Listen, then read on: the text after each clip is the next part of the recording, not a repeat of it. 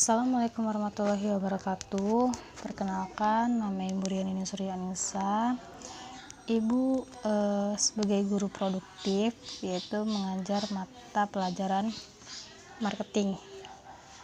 Di dalam mata pelajaran marketing itu sendiri terdapat beberapa bab yang harus kita pelajari, yaitu pada bab pertama yaitu tentang pasar. Pengertian dan peranan pasar.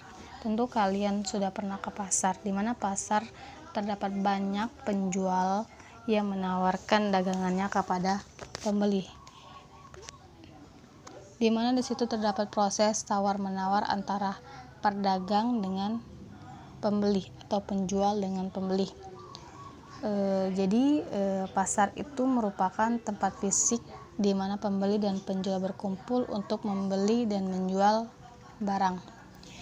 Di sini ada sebuah pertanyaan, apakah pasar, pemasaran, dan pemasar memiliki arti yang sama? Di sini Ibu akan uraikan bahwa pasar itu sendiri mengacu pada tempat, sedangkan pemasaran yaitu menyiratkan suatu proses yang melibatkan beberapa kegiatan yang menciptakan nilai bagi pelanggan, klien, masyarakat secara keseluruhan. Sedangkan pemasar yaitu seseorang yang melakukan pencairan sumber daya dari orang lain dan mereka mau menawarkan sesuatu yang bernilai untuk mendapatkan apa yang mereka inginkan. Jadi dari uraian tersebut dapat kita tanggap atau dapat kita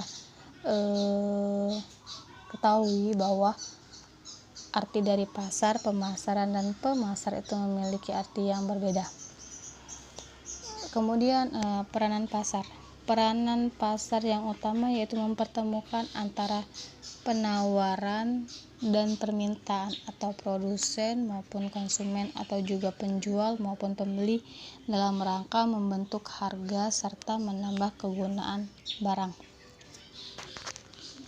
Fungsi dari pasar itu secara ekonomis terdapat 4 fungsi. Yang pertama yaitu menyalurkan barang dari produsen ke konsumen. Maksudnya yaitu konsumen harus mencari barang yang dibutuhkan dan produsen menyediakan barang yang diperlukan oleh konsumen untuk memenuhi kebutuhannya. Fungsi yang kedua yaitu memecahkan persoalan perbedaan tempat. Jadi antara produsen dengan konsumen itu berada dalam suatu tempat yang sama, yaitu bertemunya di pasar. Yang ketiga yaitu memecahkan persoalan perbedaan waktu. Jadi pasar mengatasi perbedaan waktu saat barang dipanen dengan saat barang dibutuhkan. Jadi pasar selalu menyediakan barang untuk memenuhi kebutuhan konsumennya. Yang terakhir yaitu seleksi dan kombinasi barang. Di pasar, barang yang ditawarkan beraneka macam, beraneka ragam, sehingga konsumen dapat memilih macam-macam barang dengan berbagai jumlah, ukuran, dan kualitas barang itu sendiri. Macam-macam dari pasar terdapat 5 macam pasar, yaitu yang pertama yaitu pasar konsumen. Pasar konsumen itu sendiri yaitu pasar untuk produk atau jasa yang dibeli oleh individu atau rumah tangga untuk digunakan sendiri. Yang diperdagangkan dalam pasar konsumen adalah barang konsumen. Barang konsumen ini merupakan produk yang dibeli oleh konsumen akhir atau rumah tangga ataupun individu untuk konsumsi pribadi, bukan diperjualbelikan kembali. Jadi barang konsumen itu dari dia beli sampai dia mengkonsumsikannya sendiri tanpa harus dijual lagi. Di dalam barang konsumen itu terdapat 3 barang. Yang pertama barang sehari-hari atau convenience goods, yaitu barang yang pada umumnya memiliki frekuensi pembelian yang tertinggi atau sering dibeli dan dibutuhkan dalam waktu segera. Contohnya seperti beras, minyak, sabun, pasta gigi, dan lain-lain.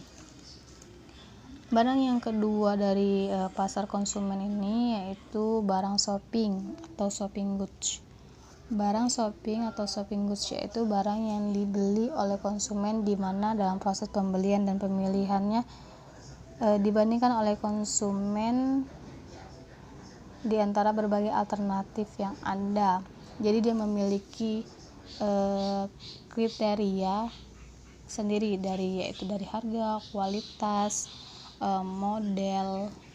Contohnya seperti alat rumah tangga, pakaian, dan juga kosmetik.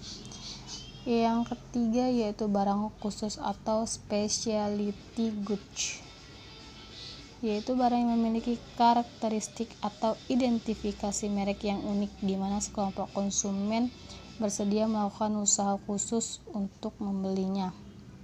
Umumnya jenis barang ini terdiri atas barang-barang yang mewah dan bermerek. Contohnya seperti tas dengan desain yang ternama, pakaian desain yang ternama, serta mobil Jaguar. Pasar yang kedua yaitu pasar produsen. Pasar produsen merupakan pasar yang terdiri dari orang-orang atau organisasi yang membutuhkan barang atau jasa untuk dipergunakan dalam produksi dan kemudian produk tersebut dijual kembali. Pasar yang ketiga yaitu pasar penjual. Pasar penjual merupakan pasar yang terdiri atas perorangan atau organisasi yang membeli barang untuk dijual kembali kepada orang lain dengan memperoleh laba. Pasar yang keempat yaitu pasar pemerintah. Pasar pemerintah merupakan pasar yang terdiri atas unit-unit pemerintah baik pusat maupun daerah yang membeli barang atau jasa untuk melaksanakan fungsi utamanya. Yang terakhir yaitu pasar internasional. Pasar internasional merupakan pasar yang terdiri atas berbagai negara yang membutuhkan barang atau jasa. Struktur pasar terdapat dua jenis pasar yaitu pasar persaingan sempurna dengan pasar persaingan tidak sempurna. Pasar persaingan sempurna merupakan pasar yang memiliki banyak pembeli dan penjual sehingga masing-masing pembeli dan penjual secara individual atau perorangan tidak mampu memengaruhi harga pasar. Ciri dari pasar persaingan sempurna yaitu memiliki jumlah perusahaan dalam pasar sangat banyak, produk atau barang yang diperdagangkan serba sama atau homogen. Konsumen memahami sepenuhnya keadaan pasar, tidak ada hambatan untuk keluar ataupun masuk bagi penjual. Pemerintah tidak campur tangan dalam proses pembentukan harga. Penjual atau produsen hanya berperan sebagai price taker atau pengambilan harga. Yang kedua yaitu pasar persaingan tidak sempurna, yang merupakan pasar di mana terdapat suatu atau beberapa penjual yang menguasai pasar atau harga serta satu atau beberapa pembeli yang menguasai pasar atau harga. Di dalam pasar persaingan tidak sempurna terdapat tiga jenis pasar yaitu pasar monopoli, pasar monopolistik, dan pasar oligopoli. Pasar monopoli yaitu suatu bentuk pasar di mana hanya terdapat satu perusahaan saja. Jadi perusahaan ini hanya menghasilkan barang yang tidak mempunyai barang pengganti dalam waktu yang sangat dekat. Di mana pasar monopoli ini memiliki ciri yang pertama yaitu hanya terdapat satu perusahaan, barang yang diperjualbelikan tidak mempunyai barang pengganti. Yang ketiga tidak dapat memungkinkan perusahaan lain untuk masuk ke dalam industri. Yang keempat yaitu perusahaan mempengaruhi harga, tidak memerlukan promosi iklan. Contoh dari pasar monopoli ini yaitu seperti PT Pertamina, PT Kereta Api, dan PT Perusahaan Listrik Negara. Yang kedua yaitu pasar monopolistik. Pasar monopolistik itu sendiri yaitu suatu pasar yang terdapat banyak produsen yang menghasilkan barang yang berbeda corak. Ciri dari pasar monopolistik ini yaitu terdapat banyak penjual tetapi tidak sebanyak di pasar persaingan sempurna. Yang kedua yaitu barang terdiferensiasi, maksudnya yaitu produk dari penjual satu dengan penjual lainnya memiliki ciri tersendiri seperti seperti sama model, sama bentuk, warna, kemasan ataupun merek produknya.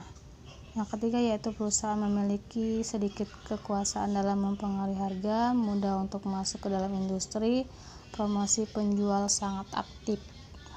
Contoh dari produk ini yaitu seperti sampo, pasta gigi, dan lain-lain. Pasar yang ketiga yaitu pasar oligopoli.